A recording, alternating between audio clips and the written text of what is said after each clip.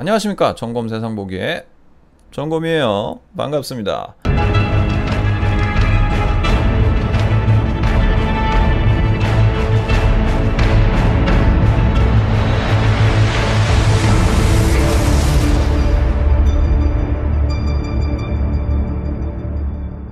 그래서 이제 오늘 이야기 나눌 주제는 오포 휴대폰입니다. OPPO 파인드 X, 파인더가 아니라 파인드 X였네.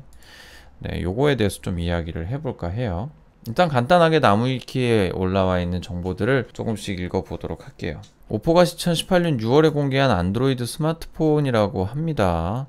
공개만 했지 이제 출시는 아직 안 한 것 같아요. 이제 오포 파인드 X를 한번 보도록 하겠습니다. 자, 오포 파인드 X에 대해서 이렇게 찾아놓고 있었는데요. 2018년도에 이제 공개가 된 내용이라고, 아직 뭐 정식 출시는 안 됐기 때문에 뭐 전체적으로 많은 내용이 이제 기재가 되어 있지는 않습니다만, 여기에서 살짝 보더라도 이렇게 위에가 아주 얇은 베젤이 살짝 있고 하단에 위에보단 살짝 더 두꺼워 보이는 베젤이 살짝 있습니다. 근데 거의 없다고 봐도 무방할 정도의 수준이에요. 거의 전면 93%의 영역이 이제 액정이 차지하고 있는 부분이다 라고 이야기를 하고 있어요. 프로세서는 퀄컴 스냅드래곤 845 칩이 들어가 있고요. STM845 플랫폼이라고 되어 있네요. 사실 퀄컴 스냅드래곤 845 하면은 아이폰보다 그 안투투 벤치마크 점수가 더 잘 나오는 하드웨어입니다.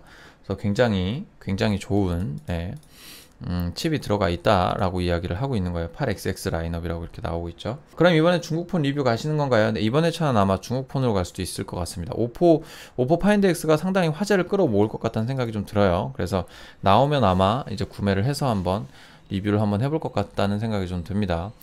근데 뭐 다른 건 모르겠는데 디스플레이는 좀 아쉽습니다. 6.4인치 2340x1080이라고 되어 있어요. 사실 이 가로 요 영역이죠. 요 영역이 1080이라고 하는 건 좀 아쉽습니다. 보통 1120몇, 1170몇 이런 식으로 나가는데 좀 여기 가로 해상도는 좀 덜 오밀조밀하다라고 하는 얘기가 됩니다. 2340이라고 하면 해상도 자체는 좀 그렇게 좋지가 않아요. 근데 물론 이제 정식으로 나와봐야 알겠죠. 이것도 정확한 정보가 아닐 수 있습니다. 그렇기 때문에 봐야 됩니다. 서버 픽셀 방식의 아몰레드가 들어가네요. 멀티 터치가 지원되고 정전식 터치스크린 고릴라 글래스 5가 탑재가 되어 있네요. 네, 카메라는 전면 팝업형 2500만 화소, 후면 팝업형 OIS 기술이 탑재되어 있습니다. 2500만?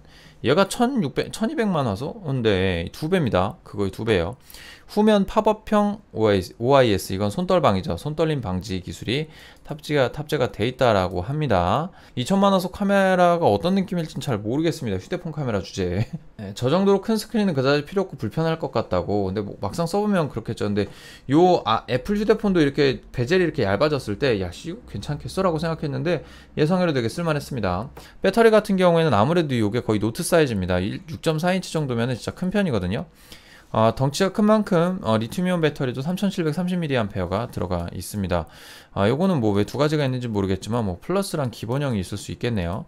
안드로이드는 8.1이 탑재가 된다고 합니다. 오레오라고 해요. 무게는 186g, 아이폰과 비슷하죠. 아이폰이 아마 182g인가 아마 그랬을 텐데. 듀얼 심을 지원해서 뭐 여러 나라에서도 사용할 수 있도록 하고 3.1 USB 3.1 하고 있고 타입 C를 쓴답니다. 자, 이제 상세 내용을 좀 읽어볼까요? 오포가 2018년 6월에 공개한, 출시한이 아니고 공개한 안드로이드 스마트폰입니다. 바로 이제 얼마 전에 이제 공개를 한 거죠. 전반적인 디자인은 기존 오포의 스마트폰들과 패밀리 룩을 이루고 있다고 하네요. 근데 패밀리 룩이라고 해도 이렇게 베젤이 아예 없는 형태로는 뭔가 좀 신기합니다. 어쨌든 뭐 뒷면이나 여러가지 요소들에 대한 디자인이라는 거겠죠. 19.5 대 9의 비율의 디스플레이를 탑재를 했다고 합니다. 기기의 전면 면적 대부분을 디스플레이가 차지하고 있다고. 물리적으로 전면 상단에 탑재되어야 될 부품들이 삼성전자처럼 상단 베젤을 남기거나 애플처럼 노치 디자인을 적용해야 되는데 그게 아니라 아예 팝업 형태로 약 0.5초의 시간 내로 튀어나오도록 만들었다고 하네요. 찰칵이 아닌가 봐요. 찡! 약간 요런 느낌이었어. 그때 나올 때도 찡! 요렇게 올라왔거든요. 그냥 기계적으로 밀어 올려주고 기계적으로 당기는 거야. 디스플레이가 커지는 건 좋은데 폰들이 너무 커진다고. 갤럭시 9이나 아이폰 X까지는 괜찮은데 갤9 풀이나 노트 사이즈는 너무 큰 것 같다고. 네, 그렇습니다.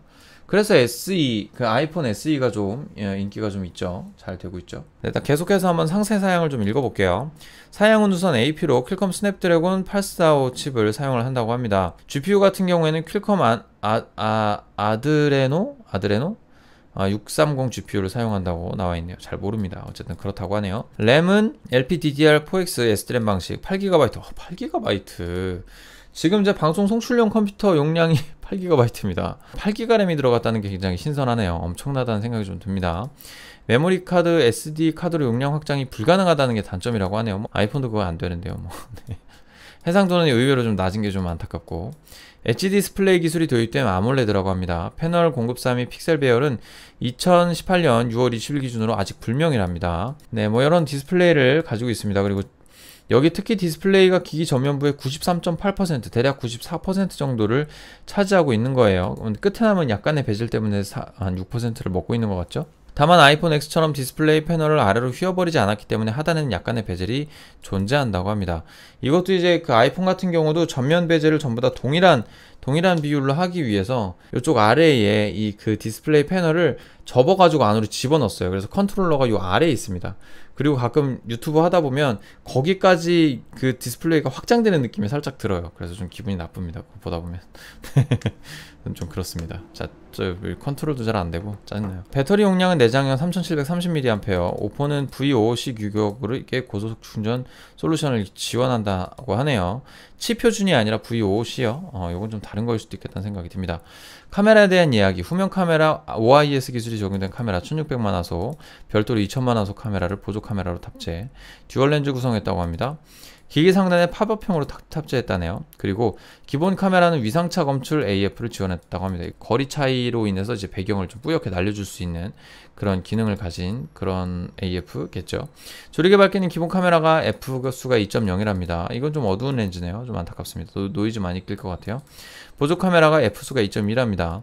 전면 카메라는 2500만화소 카메라를 기기 상단에 팝업형으로 탑재했다고. 3D 적외선 센서와 전면 카메라를 통해서 인식하는 방식의 얼굴 인식 솔루션이 전면 상단 팝업형 구조에 탑재되어 있답니다. 이거 지금 아이폰에 들어간 그 3D 모델, 3D 적외선 그 센서가 똑같이 들어가 있는 것 같아요. 지문인식 솔루션 탑재되어 있지 않습니다. 역시 아이폰 10 따라한 것 같은 느낌이 좀 들죠. 아이폰 10보다 이제 카메라 단자를 위에 넣어놨으니까 뭔가 다른 점이 좀 있겠죠. 3.5 단자가 존재하지 않습니다. 그러니까 아이폰을 확실하게 따라 했네요. 사운드 출력은 USB 3.1 제네레이션, 첫 번째 제네레이션, 타입C가 담당한다고 합니다. 안드로이드 8 기반 오레오 커스텀 운영체제인 컬러 OS 5.1을 탑재했답니다. 커스텀 운영체제, 얘네도 어느 정도 커스텀을 했겠죠. 이외의 기능으로 AI 기능이 강화됐다고 합니다. 근데 믿을 건 못 될 것 같아요. 람보르기니의 협업을 통해 특별한 모델이 공개가 됐답니다. 전반적인 하드웨어 사양은 동일하지만 배터리 용량이 3400mAh로 감소했다고 합니다. 대신 슈퍼 V5C 규격의 고속 충전 솔루션을 지원하는데 최대 전격 출력이 무려 50W라고 합니다. 선입견이 중국엔 못 만드는 게 없다 보니 휴대폰도 뭔지 모르게 불안해서 못 쓰겠던데 저도 약간 그런 느낌이 좀 있습니다. 그래도 이번에 오포 같은 경우에는 전면 베젤을 거의 다 없애다시피 했다 보니까 믿을만 할 것 같다는 생각이 좀 들어요. 잠금 해제 때마다 올라갔다 내려갔다 하는 건가요? 그럴 수 있겠다는 생각이 듭니다.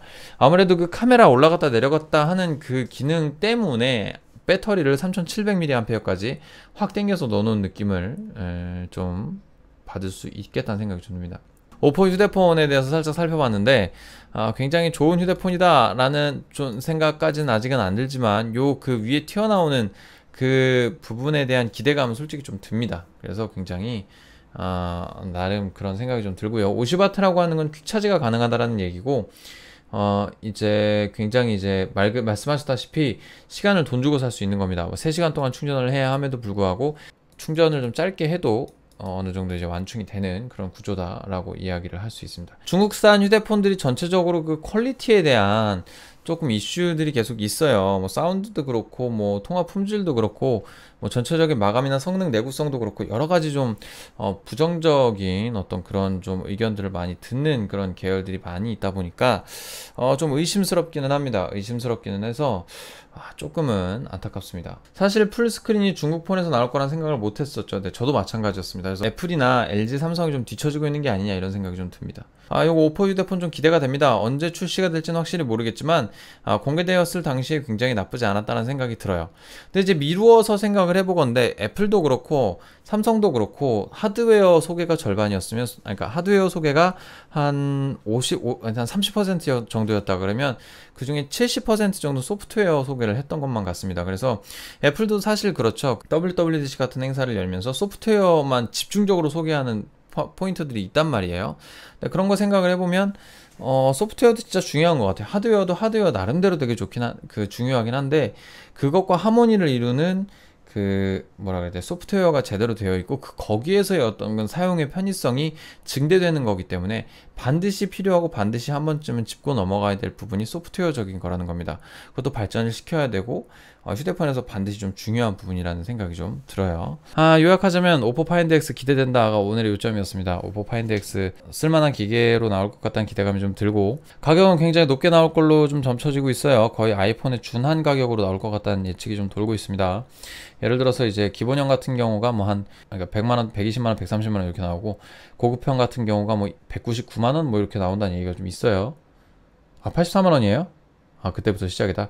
근데 이거 좀 고급형 뭐는 한 100만원대 후반으로 나오는 걸로 알고 있었는데, 람보르기니 에디션, 내가 저걸 봤나 보다. 저게 이제 170만원이라고 해서 깜짝 놀랐네요, 진짜. 뭐가 이렇게 비싸? 미쳤나? 이 생각했는데. 네, 오늘 이렇게 한번 정리를 쭉 해봤고요. 중국 폰 이제 오포 휴대폰이 나오면 이제 또 사서 구매를 해서 리뷰를 해보도록 하겠습니다. 다음에 봐요. 안녕. 빠빵. 안농 빠빠빠빠빠빠. 이거 안되겠다. 구독자 떨어지는 소리 들려요. 네. 안녕히 주무세요. 갈게요.